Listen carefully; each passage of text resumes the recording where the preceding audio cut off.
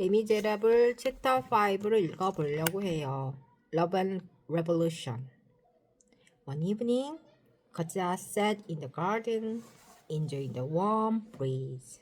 All at once, she had a feeling that she was not alone. She turned her head and saw Marius. She rose to her feet, feeling dizzy. "Hello," he said. "Do you recognize me? I looked everywhere before I found you. At night, I come here to be near you. I adore you." "Oh," was all she said. She almost fainted and quickly took her in his arms. "Do I make you uncomfortable?" he asked. "No," she said, and blushed. She looked into his face with loving eyes. He held her close and said, "You love me then?" "Yes," she whispered. They kissed. They sat down on the bench and began to talk. "What is your name?" she asked. "My name is Marius," he said. "And yours?" "My name is Kozat," she said. Every night after that, Marius came to the garden. One night, John made a shocking discovery. The Tenoris was living in the neighborhood.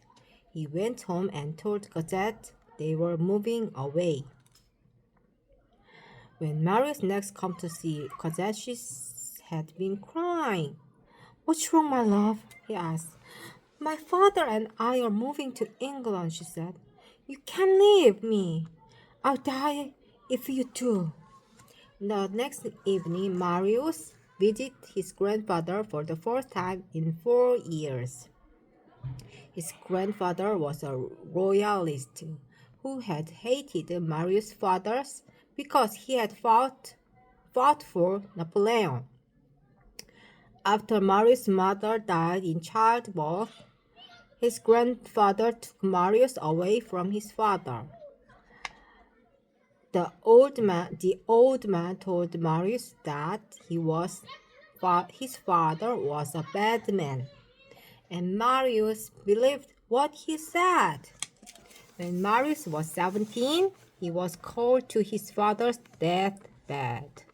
He was shocked to learn that his father was actually a brave soldier and kind man. He accused his grandfather of lying to him about his father, and they argued bitterly. Marius left the house and never returned. He studied hard and became a lawyer, but he made little money. Several times his grandfather sent him money, but Marius refused to take it. Now, because of his love for Cosette, Marius had to see his grandfather again. "Why have you come here?" asked Marius' grandfather coldly. "Have you come to apologize to me?" "No, sir," said Marius. "I have come to ask your permission to marry." "Marry whom? Is she rich?" said his grandfather. "No," said Marius, "but I love her. Her father doesn't know about us, and they are moving to England. I must marry her to be with her." "If she meets you without her father's knowledge, she is not a respectable woman," said the old man. "You will never have my permission to marry her." Marius had entered his grandfather's house with little hope and left it with none. For hours he wandered the street, feeling helpless and hopeless. At dawn, Marius made his way to the apartment of his friend Courfeyrac. It was 1832. The poor people of Paris were dying of starvation and disease. They had begun speaking out against the government, and talk of the revolution was increasing. The people's hero was General Lamarck, and they loved him. He was the only member of the government who seemed to be took care about them.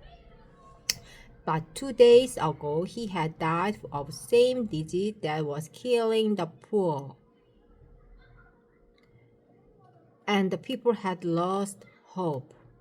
Compagnon was one of the leaders of a group of student revolutionaries. Today, after General Lamarck's funeral, they will start an armed revolution, heartbroken and with nothing to live for.